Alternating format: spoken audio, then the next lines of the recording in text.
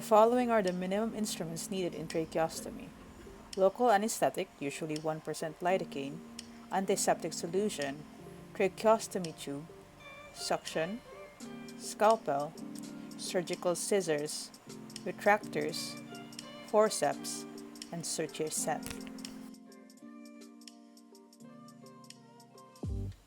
Unless the patient can be safely intubated or the patient can be ventilated with a mask, a tracheostomy should be done under local anesthesia.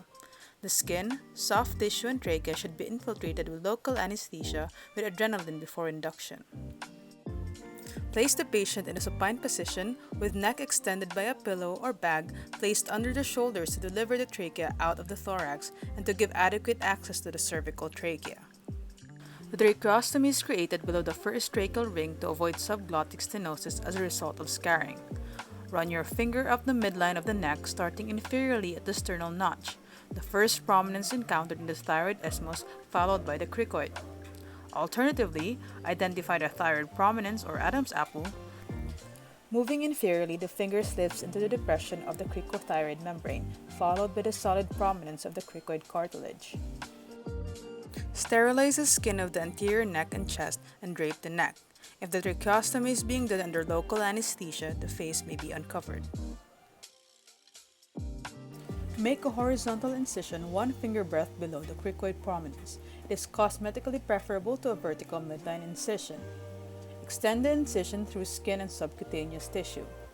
Platysma is generally absent in the midline.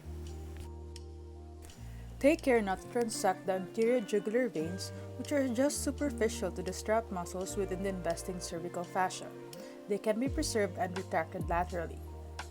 Dissect towards the trachea by parting the tissues with scissors, remaining strictly in the midline in a vertical plane to avoid injury to the inferior thyroid veins. Identify the midline cervical fascia plane between the sternohyoid muscles. Divide this intramuscular plane by spreading with a pair of scissors, and repeat this maneuver to separate the sternothyroid muscles and retract the muscles laterally.